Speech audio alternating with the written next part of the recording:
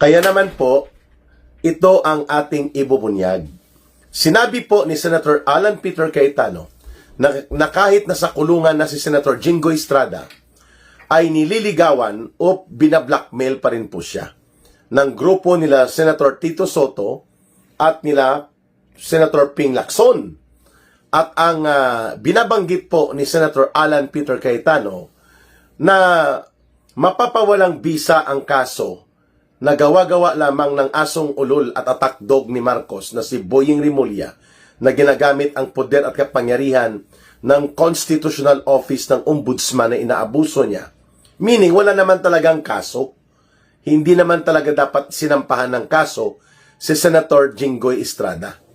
At ganun din po, no, ang iba pa mga senador sapagkat ang totoo naman dapat na inuna sa pagbubuo ng case build-up at pagsasampa ng kaso ay sila Marcos at Romualdez, lalo na sinabi na ito ni Boying Rimulya na sasampahan ng kaso daw si Romualdez. Subalit nang pumalag at nagkaroon ng pagbabanta itong co-mastermind ni Marcos Jr. na si Martin Romualdez, ang ginawa ni Boying Rimulya, nagdahilan at nagpalusot na hindi daw nagko-cooperate ang House of Representatives para magsumite ng mga records patungkol sa kaso na isasampa kay Martin Romualdez. Pwede ba yun? Ombudsman ka at ang daming mga testigo at mga testimonya na lumalantad at lumalabas na. Palusot itong attack dog ni Marcos na si Boying Rimulya. Ngayon, ano po ang punto ng pagbubunyag ni Senator Alan Peter Cayetano? Na si Senator Jinggoy Estrada, kahit na nakakulong pa po siya, ay patuloy ang pagkakaroon ng pressure and efforts to blackmail or suhulan siya, not ng pera, kundi ng pabor. Na tatanggalin ang kaso niya, ilalaglag at madidismiss lang ito. Basta tumawid siya sa grupo ng 12 Judas.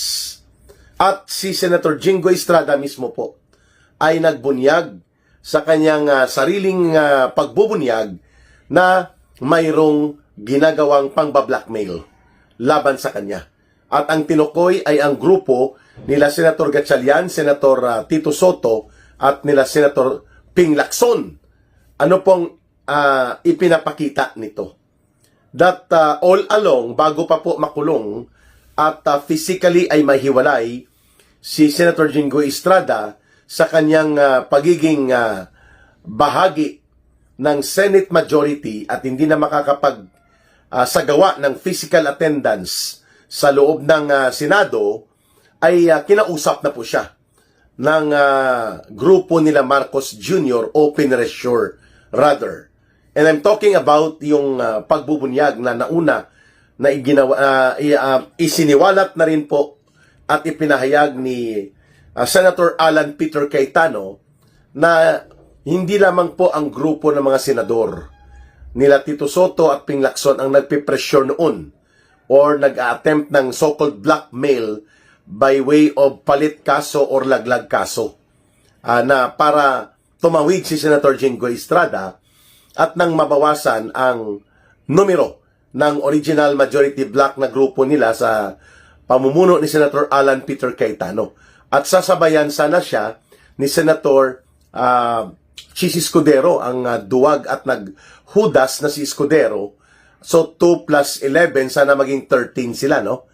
At siyempre, dahil si Senator Chis Judas Escudero lang ang nakipaghudasan kina Marcos at Lisa Araneta, ngayon under pressure din si Joel Villanueva.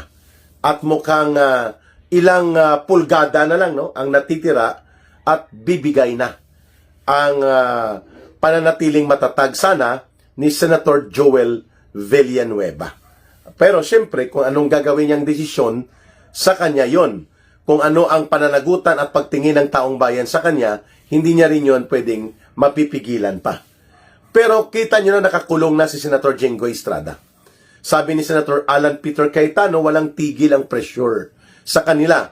At ganon din po kay Senator Joel Villanueva. Alam po natin lahat na pati ang tatay niya ay kinausap na rin ng Malacanang. At when we talk about Malacanang, it's none other than the First Lady, yung asawa mismo ni Bongbong Marcos Jr., ang itinuturo na siyang nagmamaniobra. We're talking about Lisa Araneta na nangingialam sa mga internal na proseso at mga sensitibong bagay patungkol sa pag-iral at pag-inog ng gobyerno natin. Na hindi dapat sapagkat wala siyang mandato, that's the first.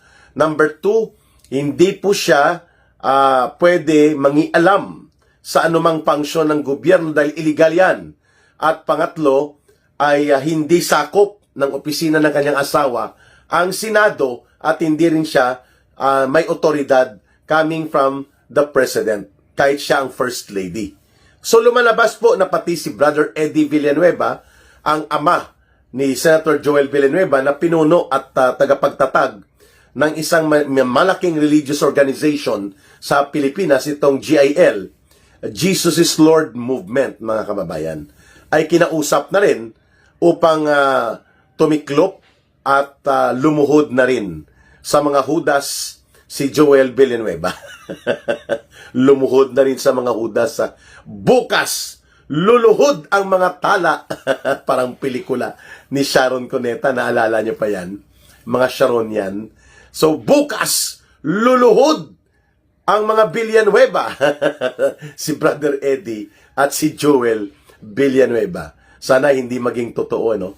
But going back dito sa kay Senator Jinggoy Estrada, ang ibinanggit sa pahayag na inilabas ni Senator Alan Peter Cayetano na may mga ebidensya si Senator Jinggoy Estrada. Ano po ba kaya ito?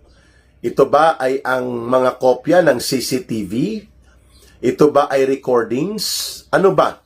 Sino bang bumisita? Binisita ba siya sa kulungan ng Quezon City District Jail kung saan siya pansamantalan na nakadetene o nakakulong? At ito po ay sa area ng Payatas, Quezon City. So mga kababayan, nagpapakita po ang sitwasyon ngayon na talagang desperado ang gobyerno ni Marcos at nila Romualdez na talagang wasakin, lumpuin at paralisahin ang anumang natitira pang oposisyon sa Senado. Pati po si Senator Loren Legarda, kinakausap na rin eh. May mga liaison at mga common political connections na inilalatag na laban sa kanila para ma-pressure po sila, mga kababayan. At syempre, ang isa pa, ang magkakapatid na Villar. At para ipakita na wala nang maiiwan pa sa grupo nila Senate President Alan Peter Cayetano.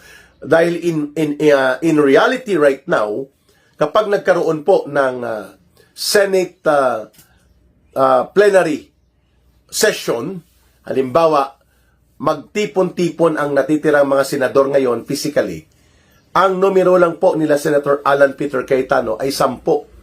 Ang numero ng mga hudas na senador ni Marcos ay 12. So pag nagkaroon po ng actual plenary voting, matatalo talaga ang 10. Kahit pa na ang presiding officer at ang nananatiling legal at lehitimo na Senate President ay si Senator Alan Peter Cayetano, but in actual numbers of voting in the plenary, 12 po ang kalaban ng mga hudas na senador ni Marcos Jr. at 10 lang po ang naninindigan ngayon. Kung mababawas pa po at tumawid at lumuhod ng tuluyan si Senator Joel Villanueva, magiging 13 na po ang grupo dito sa side nila Marcos at ginagamit niya ito upang pagtakpan at pagtabon-tabunan ang naghuhumiyaw na krimen ng mga pandarambong, lalo na sa issue ng 1.9 trillion pesos na kinulimbat at kinurakot ng mga flood control projects, among others. Yun po talaga ang naghuhumiyaw na kagustuhan nila Marcos at ng kanyang asawa na si Lisa Araneta at nila Martin Romualdez at lahat ng mga nakinabang sa sindikato na umiral, lalo na ang paggamit sa 2023, 2024, and 2025 budget na kinurakot at ang pinakamalala, ang binulgar ni Saldico that in 2025 alone, ang talagang na budget na hiningi at idinimanda ni Marcos mula sa kanila ni Romualdez ay ang 100 billion pesos insertions ni Marcos Jr. And that was categorical. That was deliberately revealed by Saldico. At yan ay ayaw maimbestigahan nila Marcos Jr. at ng kanyang sindikato na mga kagrupo that includes sa kanyang anak at asawa na ibubulgar ni Saldico at ng mga kasabwat nito like si Bersamin, ang maglolo, Lucas and Adrian Bersamin, dating executive secretary and dating undersecretary naman ito sa Malacanang, itong si Adrian Bersamin at itong si Amina Pangandaman.